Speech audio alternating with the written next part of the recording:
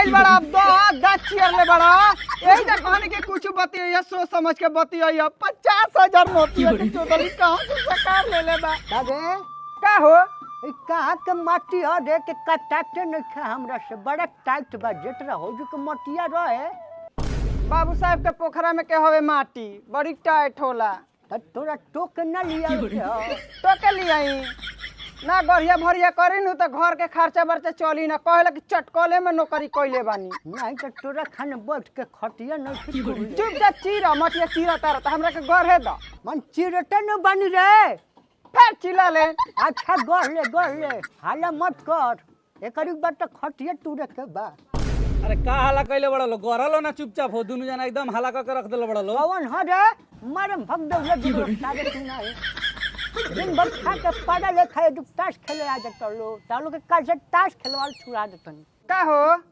आ मटिया कहने के बढ़िया से खन ले काहे गुजटा बा इतना हो का गुस्ता बरे तनी टोक देखबे है देखा भाई कट जाता पेनी एकर तोरा काटे नहीं कड़ाला त कटी ना ए आ तू तनी नीमन से मटिया काढ़ ठीक बा एही में ओकड़ी रहता हाथ में गड़ जाता है हमरा तोरा हाथ में गड़ता अच्छा ये बराबर काट ले तनी राती में तो तेल लगा दे ए मालिक मालिक हाँ रुक आओ तनी रुक आई जल्दी लेट होता आई लेट होता महाराज जी सब जल्दबाजी कइल जाला गांव देहात घूम लिहल जाला चल मालिक हाँ बोल सकेत चार के बिया तो एकदम बमा गइल बा ई का हवे धान के बिया अच्छा नया आइल बा हाँ रउए नु कहनी कि कोनो नया धान के बिया तो बताई है तो मार्केट में छा गइल बा सकेत चार के ई मोठ बा कि मेही बा मेही बा तो बढ़िया कौन हवे मेही का अरे तो पहिले ते काहे ना बतइले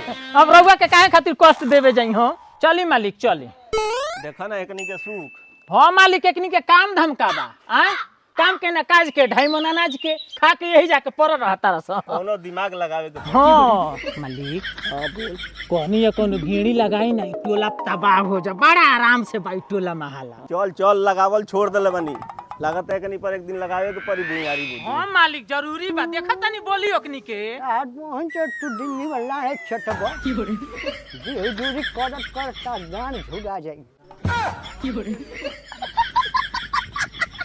का हो काहे के कुछ बोला तारा चुपचाप काहे नहीं कर रहा कोनो कुछ कह दिन तब बुझिया तू का रे त देख ले उ के तेरे मुटकी मार रहा उ जा तो कुछ करे द तू ओकनी के मुंह मत लागत बोला यही तरी हमनी के नु खेदे तारा कोनो जाके लुबका दी तो हो जी काम तार अरे साला बे तनी कामड़ी लगल इक्का बड़ा सा रे ए जो चटकल में कम का चटका देन तन के मालूम बा अब भुयाडी बूढ़ी हमरे लगे ना चली तो हनिए पे चली हमरे लगा जन तो नो के चटका देम जिंदगी भर त चटकल में नौकरी कइलो गांव में कहां रहल बड़ा तू का जनबा भूमियारी बुद्धि आ कमे बोल ना तो कोनो कह दिन तो सब तार बोलल छोड़ा दियस तो ते काहे खातिर बाड़ी रोपवाओ मालिक प्रणाम प्रणाम का उन्हें कह के आगे नहीं के रुआ बारे में भून भुनाता वेलो का कहत रहल कहत रहल सा लोग कि चटकल में रहल बनी आ चटकल में हम कई जना के चटकइले बनी आ कहत लोग कि सबके ऊपर भूमियारी बुद्धि गली लेकिन हमरा पर ना गली अरे भुइहार यही के बदनाम बड़े हो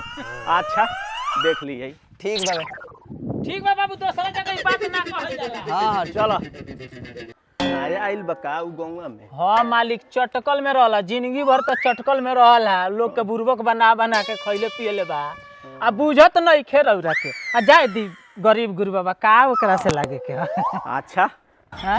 देख लियल जाला कुछ बोले मत है ना का हो फलाना नमस्ते मालिक नमस्ते तू तो चटकल में रहला ना आ चटकल में रहनी है लेकिन का कदम जांगत पाजर अब है नहीं थे अन्य तो कहनी अब का करी बैठल आ का बनावे लो पटका पटकी हाथी घोड़ा सब बना लेनी मालिक पटका पटकी अरे साले पटका पटकी कनाव में लाल चले बा हां मुझे पटका अच्छा एगो कोनो पर्सनल चीज बनावे के बना देबो काहे ना मालिक बन जाई एकदम बन जाई मालिक बोल हम बतियाई बतिया लेते हैं काका का रे प्रणाम प्रणाम प्रणाम काका सब पतका पतकी सब बना ले लो एकदम बना देनी और लौकत नहीं खे अखिया से हाँ हाँ लौकता पतका पतकी हणी हणी सब हाँ रे हाथी घोड़ा सब बना देलो अरे हाथी घोड़ा सब जितना कहबे कितना बन जाई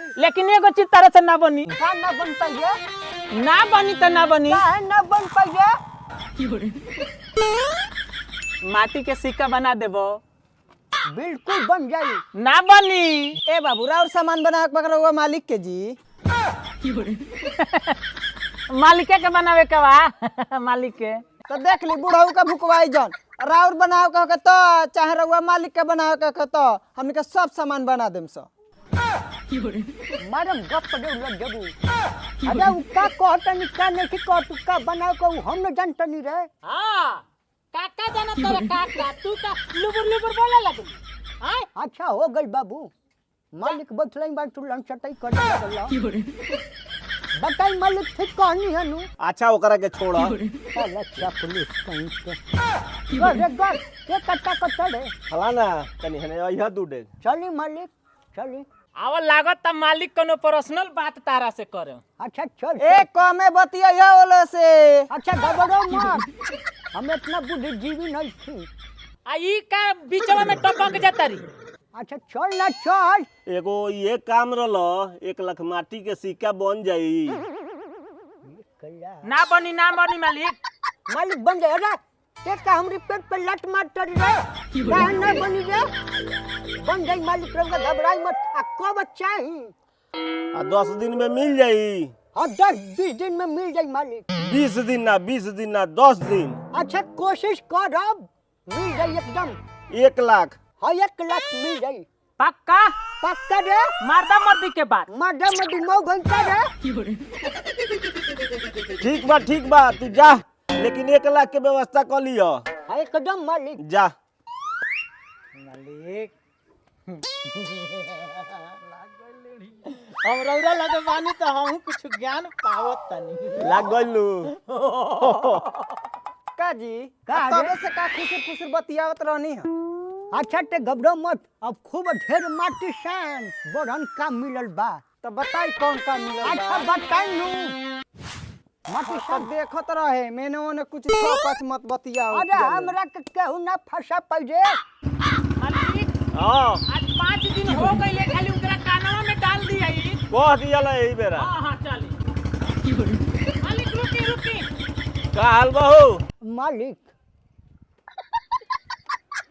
अरे साला छोड़ आई टूट जाई मेहनत लागल बा हेने आव का भइल केतना भइल मालिक 10,000 हो गई बा बताई ना आज 5 दिन हो गए 10,000 के व्यवस्था कइले बड़नी अरे ऐसे काम ना चली ना मालिक घबराई मत 10,000 हो गई बा और 3-4 दिन रुक जाई 3-4 दिन में 50,000 हो जाई नु हो जाई हमरा नु करे के बारे मतलब 3-4 दिन में 50,000 हो जाई नु टाइम से दे दी हो काहे चिल्लात रे ना हम यही कहते 50,000 के व्यवस्था कर दियो अब 4-5 दिन में ठीक बा ठीक बा मालिक एकदम देंगे तहार इज्जत मालिक रखनी वही में मालिक के इज्जत रख दियो 50,000 अच्छा ठीक बा अरे बाप रे भगवान का होई हमरा साथे मालिक तो बहुत बढ़िया बानी कबे 1 लाख कहले रंग 50,000 के मान गई जानता नहीं मालिक हां एकर व्यवस्था करे के पड़ी दौड़ावता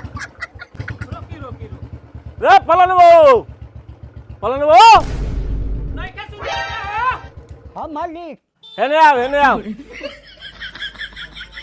का हो मालिक को हाली चिलैनी है कान में तेल डाल ले बड़ा लो अरे तनी खाना खाए बैठ गई है बाबू तारा खाना भी निमन लगता है मालिक के इज्जत के सवाल बा 50,000 रुपया कहले रहला 15 दिन में देवे के का भई अरे मन हो जाला बाबू मालिक हो गई बा केतना हो गइल बा एकदम 20-30,000 भइल बा कि ना हाँ हो गई बा मालिक काल हमनी के आके ले जम जा हम मालिक एकदम आई रहुआ एकदम रात भर हम जाग के रह 50,000 के व्यवस्था एकदम कर देतनी जेंगा मालिक तहार इज्जत रखनी ओहिंगा मालिक के इज्जत तहारा रखे हाँ बाबू हम एकदम समझतनी 50,000 हाँ बाबू याद बा 50,000 याद जा बा ठीक बा मालिक काल सवेरे ही धमक जाई की ले चल अब का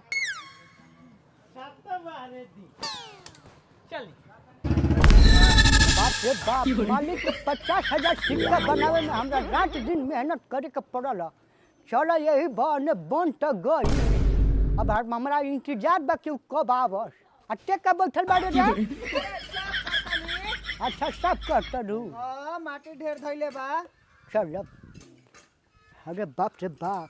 का जी का रे? का है मिल के अरे आई छुए मत रे, छुए मत। उ मालिक का सामान हो।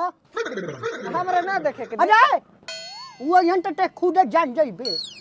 हम जाने कि रहुआ जाने। हाँ का लुबुर लुबुर हटवा करते थे। हां तो दी रहुए बूझी। हाँ उ मालिक का मानत था। मालिक हाँ बोलो। हमारा रोज रोज दौड़ल पार नहीं खे लागत। आज चल के कोनी से ले आइए जाओ। हाँ मतलब ई दौड़ावा तरनी का बुझाता ना, लेवे के बेरा ले लेलन, देवे के बेरा याद नहीं खे परत। ए फलाना मालिक प्रणाम। प्रणाम, प्रणाम। प्रणाम बाद में करिए, मालिक के काम भइल बा कि ना? अरे एकदम हो गई बा, दिन रात मेहनत कर के मालिक के काम हम एकदम कर देल बानी। ले आवो ले आवो। छोड़ रे। री मालिक पकड़ी। अरे साले पकड़ रे। तोरा तो दिन में बड़ा बेचैनी भइल रहा है। अरे मालिक देले बानी त मालिक लेता नहीं। हाँ पकड़ ले, गच दे तनी पकड़। देख ली। देख सारे देखे के पूरा खोल के देख लो 50,000 बा सिक्का। का रे का भइल रे? का भाई? मालिक हाँ बोल। ई त नाच क देहलस। का भाई? रोरा 50,000 के बोलर नहीं आई, माटी का ही सिक्का बनैले बा 50,000। तरह के माटी के सिक्का करला हेता लोग बैठल रहला इजा तरह के माटी के सिक्का करला। 50,000 रुपया तू रोज आवत रहनी तो कहत लगी 10,000 दे देनी, 20,000 के जुगाड़ हो गइल बा। आई पर माटी के सिक्का तू लेके देबो। अरे 50,000 सिक्का के बात भइल कौन सी बात में रे? सिक्का होके चाहे नोट होके 50,000 रुपया के बात भई रहे नु। 50,000 रुपया के बात ना भइल रहे, माटी का सिक्का बनावे के हे जे हेतना लोग बैठल रहे ना। पूछी ना। पूछो इजा सब के पूछवा दे पूछवा। पूछवा जाके। हे जा ताश जे भी खेलत रहल हनु उ सुने। पूछा तू पूछा पहले बड़ा इनका से। डल बडरू बारे। आप पूछ है जा। कहो भाई हाँ बोलिए। हमनी के फर्स्ट दिन आइनी सन। हाँ हाँ अब बात भइल त ई का कहलन? कहलन कि 10,000 इंतजाम हो गइल बटे और 2-4 दिन में और हम करके इंतजाम करके ई दे। बात भइल नु। एकदम बोललन। का हो तू धोबा पर मंदिर पर भेटाई रहल, ओइजा तेरा सामने बात हनु तो कहलन नु कि 30,000 रुपया के व्यवस्था हो गइल बा और 2-4 दिन रुक जाई। केकरा से पूछबै बा मरते तू नहीं? अरे भेटाई तो रहनी, लेकिन हमरा ई ना बुझाई के तनी के सिक्का के बात करते संग के नोट ए के बात। रुको तो तेरे के देले ना खन बना के। देले बाड़ा हम बात मानता नहीं मालिक। रे कहां के ये बड़ा तेज भी है। छाता के ही है, तेज पानी के ही है। बाप रे अब तो बुढ़ावे से बतिया। ई बात सुना, 50,000 के बात भई रहे हाँ 50,000 के बात भइल रहे। तो 50,000 दे देल बड़ो। हाँ 50,000 बनैले बनी तब देले बनी। तो तू ही चला के बड़ा माटी के कहाई रहे, कैश ले ले बड़ा 50,000 उहे मालिक को हनी। अरे तोरे मालिक के कहलन कि 50,000 सिक्का बन जाई। अच्छा ठीक, एकर चटकल में सब करे थी करे के। रोकी ना, यही जा पूर्वा साक हो जाई, मालिक पूर्वा साक यही जा हो जाई। तो हम लोग बताओ भाई ई जितना कहत रन सही बा? आ? अब बताओ यही जा पंच बैठल बा, अगर ई सही बात होखे तो मालिक छोड़ दे। एही जनोतिया के बेटा के कहन कि का होने खुसुर फुसुर बतिया त कहत का तू चुप रह। हम बतियाले बन बड़का काम मिलल बा द चटकल के नौकरी कइले बड़ा। करले रहलन पैसा के हमनी के सब देनी हमारा निशान ना होके त फिर से तू पूछ ल। अरे लड़ा के ना मारम सब पट दे उलट जाई। अरे पूरा गांव जाना त पूरा गांव जाना त तारा पैसा देवे के पड़ी ना त केस फौजदारी होई। पैसा के बात ना भइल रहे। तो तू काहे रोज जब आई सन तब कह कि 10,000 के काम हो गइल बा, 20,000 के इंतजाम हो गइल बा, तो हमरा- 30,000 के इंतजाम हो गइल बा, काहे? हमरा तो बुझाइल कि माटी का सिक्का बनावे के तो उ रात दिन मेहनत करके हमनी के दोनों जी बेकट बनैले बनी जा। तू ही चालाक बड़ो। ए बेरा के युग में माटी के सिक्का लेके काम ना करे। माटी के सिक्का के काम बा। उनकरा गाड़ी में डाल।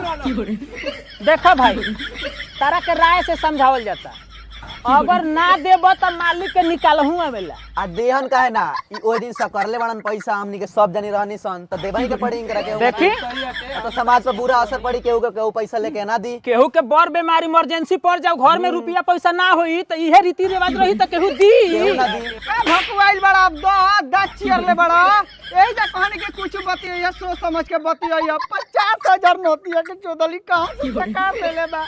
अच्छा जाओ भैंस बिचा लियो ना, जा वो निकल के लेके आवा। जा जा जा जल्दी से जा। वाह चटकल के नौकरी में से पैसा बा।